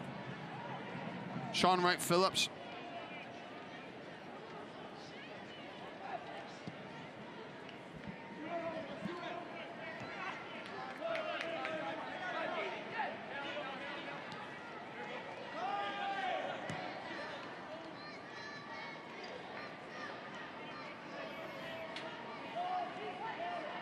T2 trying to figure out a way to get through this Phoenix defense.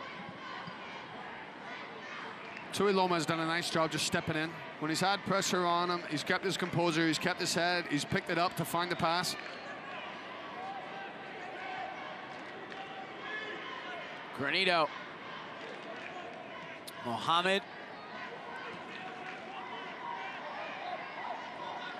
Mohammed coming around Gray. Calixtro, heavy touch, tough ball to handle. Popped high in the air by Mala. Well, that's where Calixtro, the skill needs to be refined there. Mohammed, he's done a nice job just driving in, sucking in defenders, and he's popped it into Calixtro in a nice area. Cicerone wanted Jimenez to continue his run. Cohen will, as Phoenix has been doing really since the goal, taking their time.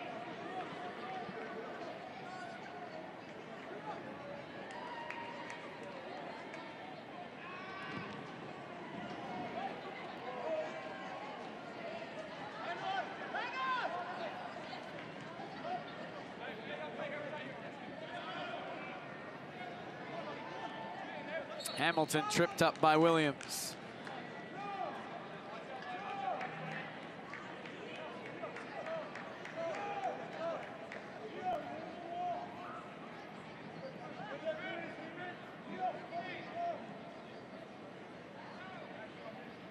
It's been good quality from Wright Phillips on these set-piece situations.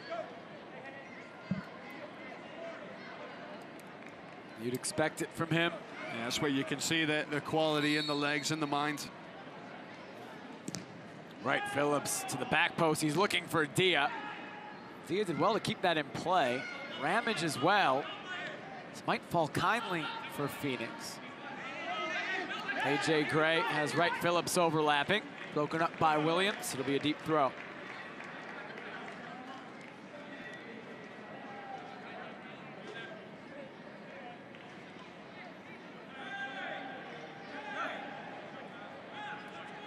Just seeing Andrew Greger. I don't know whether it's come through the microphones, but he's screaming at the referee. He wants the play to go quicker from Phoenix Rising. They're doing everything they can just to try and manage these minutes.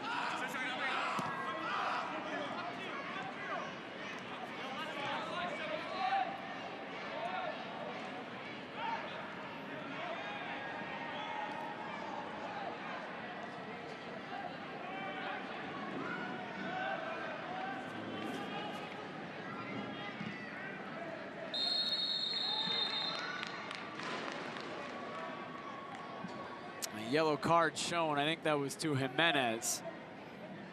And this will be a set-piece opportunity, essentially a corner kick for Phoenix. First card of the match shown to Shaquille Jimenez. Well, he just caught Diaz. Diaz gets the cross off. You can see Jimenez, he's jumping into it. He's left the ground. It's reckless from him.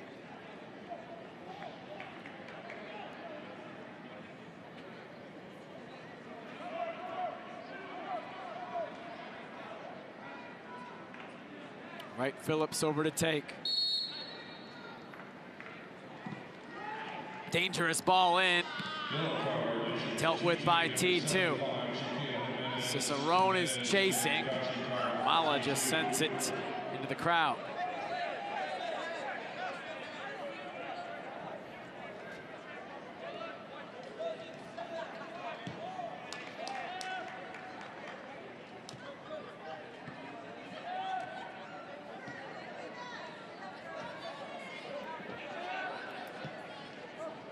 Bjornathan.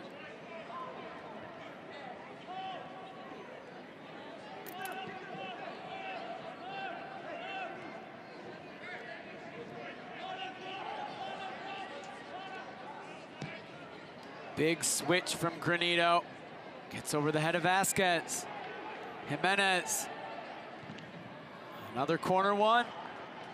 T2's had some success switching field of play like that, whether it be from Granito, going left to right to Iloma.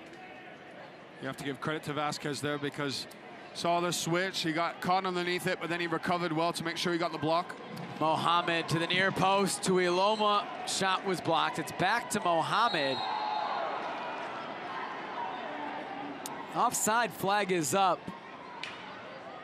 I heard a little bit of a groan. Mohamed standing on the end line, essentially. And the shot was taken by Tuiloma. Makes sense.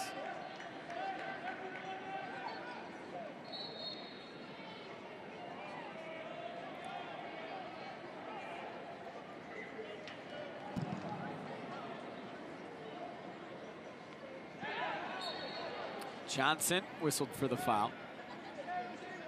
15 minutes to go for T2 to try to find an equalizer in this match. 15 minutes for Phoenix to hang on and clinch a playoff berth. Granito, left side, Bjornathan. Bjornathan floating it into the area. It's relatively easy for Cohen inside his own 6-yard box. It's disappointing from Bjornathan. It's that final ball at times has let him down tonight, but Bjornathan, because he gets himself in the good situation, he's got a good first touch on him.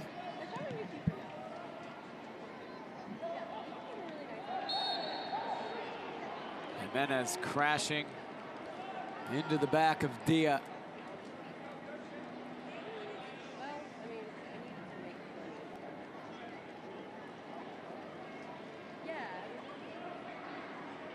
Phoenix, we know, will take their time for this restart.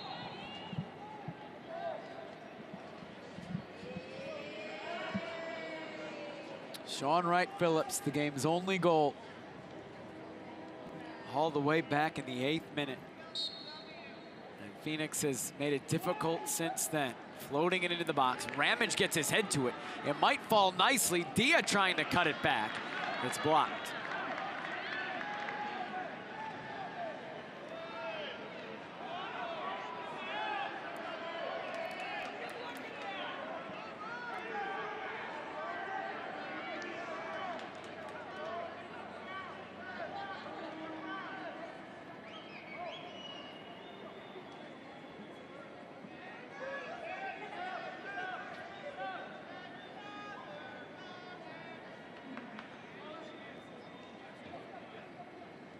Flick on towards Johnson. Johnson does well to control. Floats it back towards Dia. Hammock, the header clear.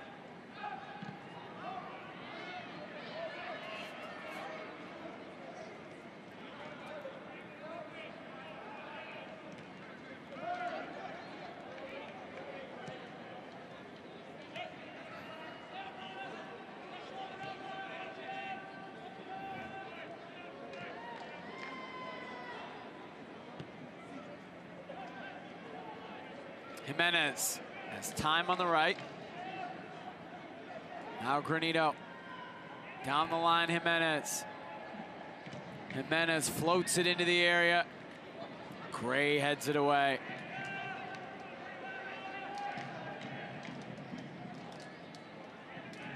Bjornathan going 1-on-2. Could be a T2 throw. It was a good decision. Didn't have many options. Bjornathan, he had the double pressure coming his way. Had to get something out of it.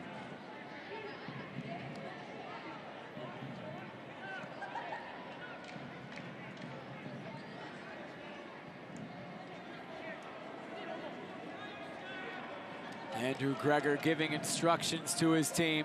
It's a big throw from Bjornathan. It might fall to Mohamed. Mohamed sends it wide. It took a deflection. An 8th corner kick of this match is coming up for T2. I just wonder if it's come at him a little bit too quick, Mohamed, for him to take on first time. So that seemed to be where the opportunity was. Good long throw into the area, but as it comes to him, could he have adjusted his feet? By the time he took his touch, there was enough defenders in a way just to throw his strike off course. Cohen did well to come off his line and catch the ensuing corner.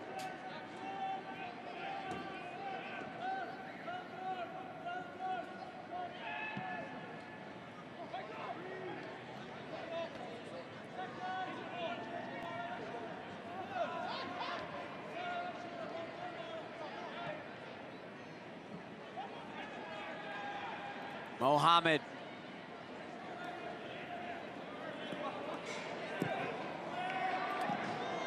Mala slipped, ended up okay. Just prior to then, Granado getting on the ball.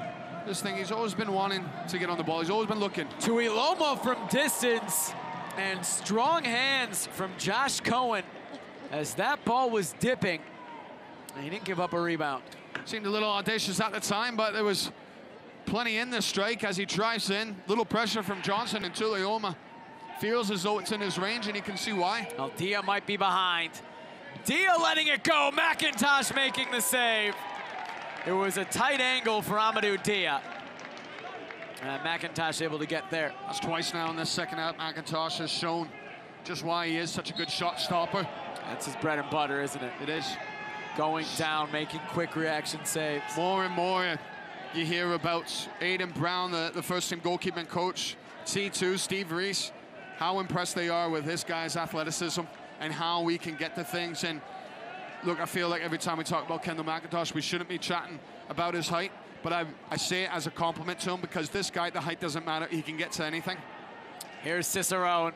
Cicerone cutting inside. And again, Cicerone sending it in. Clearance only as far as Ornstill, whose shot was blocked. It was followed up well by Watson to make it difficult. And then a foul in midfield. Phoenix will take its time. No, they're going to go quick for the first time today. Some urgency from Phoenix Rising to find a second. Johnson cutting past Emick. Johnson hitting! It's his 10th goal of the year. And that could be the playoff clincher for Phoenix Rising FC. Well, he's shown his experience here in Emick. It's the only foot wrong that he's put in this game. First giving up the foul, but then the quick restart. And it's a nice little skill. It's a confident skill from Johnson. You can see why he has scored the goals that he has. That's your foul. Johnson has done well to use his body, but then you can see the T2, they switch off when Phoenix Rising switch on. Just here, as he gets him faced up, a little tip of the shoulder. Johnson works his space well, and from there on his favorite foot, it's easy for him. Just getting to the edge, center of the goal. He just needs to pick a spot, and there's nothing that McIntosh can do in that instance. Good goal. Jason Johnson's 10th of the year. Makes it 2-0 Phoenix Rising FC. You have to say, they came in, and this match played out exactly as they would have liked, you would assume, at Providence Park. An early goal, then get behind the ball, defend, make it difficult, not really give up any dangerous chances. Then in the last 10, 15 minutes, get a second and likely put the game away.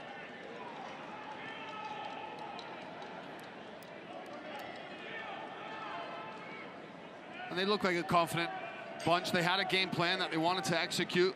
We talked about the maturity, the experience in this team at top level. And you can see as well the confidence that they carry with it. 10 games unbeaten coming in here. You look at the goals that they've scored over that time as well. They've been banging in the goals, and they've allowed very little in that 10 games. 18 goals for, 4 goals against. 1 goal allowed in their last 6 games. They came in tonight with a shutout streak of 277 minutes since their last goal. Now we can add 85 minutes to that. They're on 362. They hold the clean sheet, 367 at the end of tonight. Impressive, especially consider how tight of a window it's been. This is their 4th match in 12 days. They won the first 3. And they're 6 minutes away, 5.5 plus stoppage time away from a 5th straight win. You have to have a mature bunch, a well-drilled bunch, like we're seeing tonight from Phoenix Rising, to be able to, yeah, you get your goal, and so you do feel confident, but to be able to keep your structure, maintain your structure, knowing that you've had, well, what would be your 3rd game in quick succession, to have that patience to sit in. Bjornathan into the box with the long throw, headed away by Mala, and it'll be a goal kick for Phoenix. The run of 4 and 12 started on the 19th, hosting Real Monarchs, the USL affiliate of Real Salt Lake, a 2-0 win. Then they went for a Wednesday match against Seattle up in Tequila at Starfire, a 1-0 win. They crossed the border up to British Columbia, beat Vancouver 4-0. Now they come down to Portland, their 4th straight match against a USL affiliate of an MLS team. 3rd straight against the Cascadia teams. And they're looking for a 4th straight clean sheet and a playoff clincher. And they have to, on Saturday, go down to Sacramento for their 4th straight road match. And what will be certainly a raucous atmosphere against Sac Republic. It'll be their 5th game in 15 days.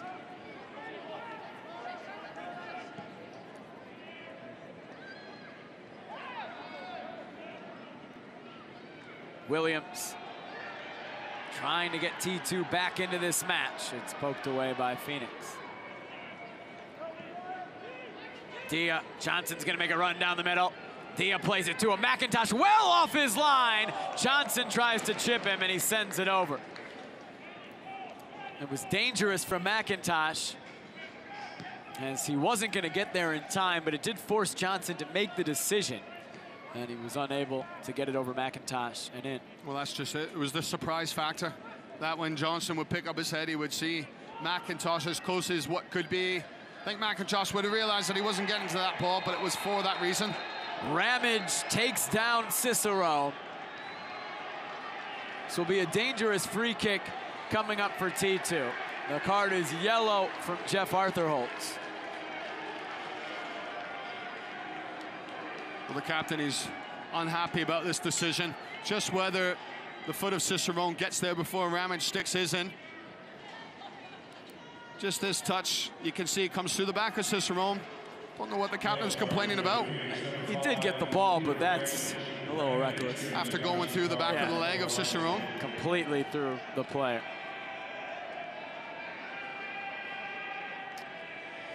So here we go, chance for T2 to try to pull one back late. First, we're gonna get a substitution, or will we not, before the free kick? Now we will. Matt Watson, well, now he's confused. Yeah, the fourth official tells him to come over. He's gonna take his time, as you'd expect. Coming on for him will be Blair Gavin, former T2 player. He was the team's captain in their inaugural season of 2015. Played 24 matches for T2, 4 goals, 3 assists. Coming on to see this match out, another guy who has a healthy amount of MLS experience. 4 matches in the league, or 4 years in the league, 45 matches played. Bill Tuiloma is over it for T2.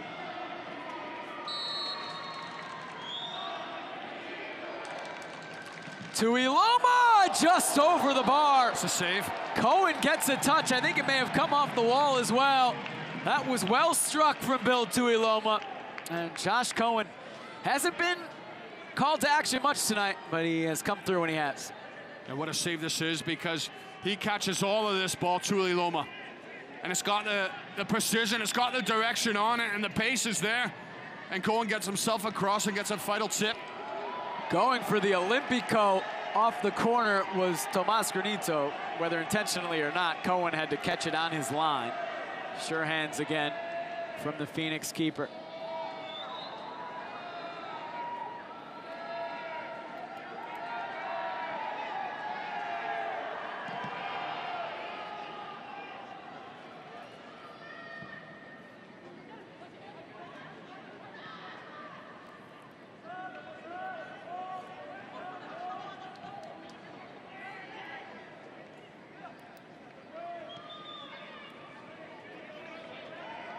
We're expecting 4 minutes of added time in the second half. We'll get confirmation shortly.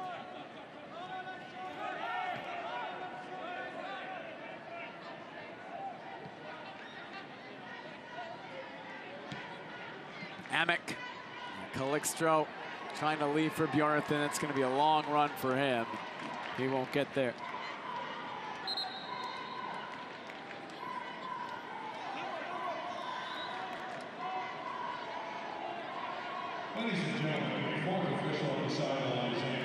There's the confirmation. Minimum 4 minutes left in this match. T2, 4 minutes to try to find 2 goals. For Phoenix, 4 minutes to hold on and be the latest team to clinch a 2017 USL playoff berth. Mohammed trying to cut back past Hamilton, who's whistled for a foul.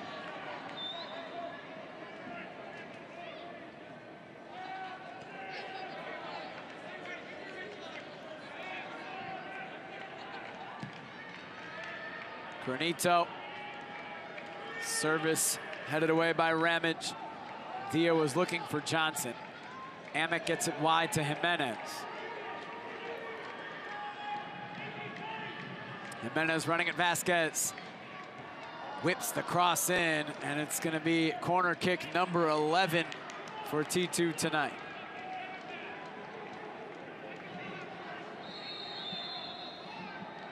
It's a yellow card, I think, to Blair Gavin. And he must have been arguing with Jeff Arthur-Holtz. So he's been on the field for just a couple of minutes, and now he's in the book, the former T2 captain. Yellow card given to Phoenix number 4, Blair Gavin. Gavin given the caution card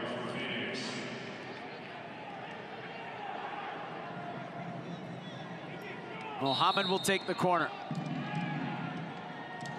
Cohen again, strong hands coming off to catch. Nice and controlled from Cohen, just coming out, collecting. Good couple minutes from him.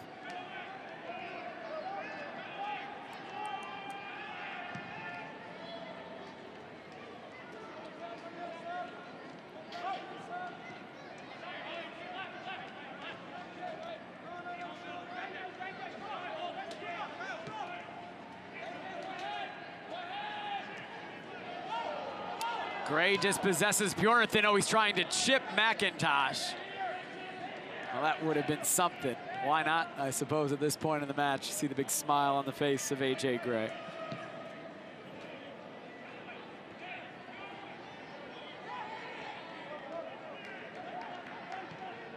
Gavin does well to find Dia. And he might take it to the corner flag. Looks like he will.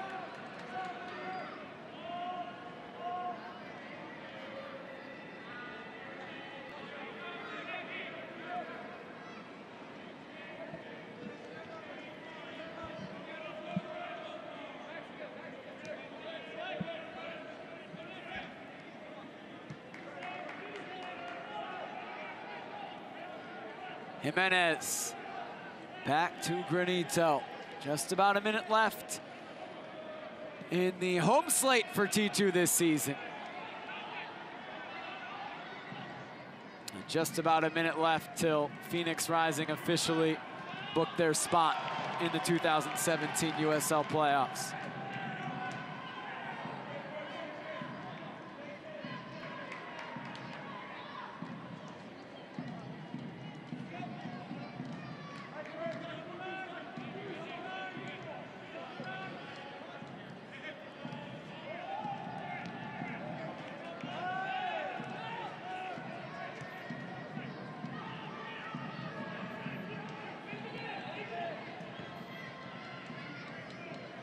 Maybe time for one push forward.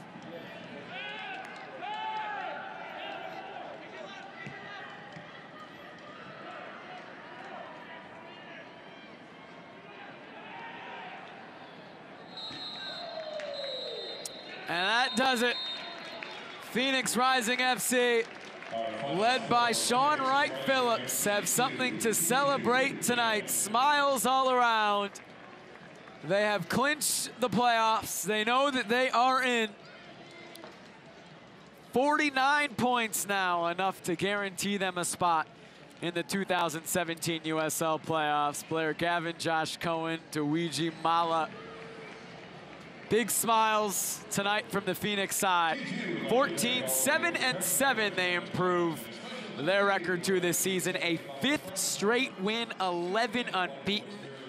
A clean sheet sweep of the Cascadia teams.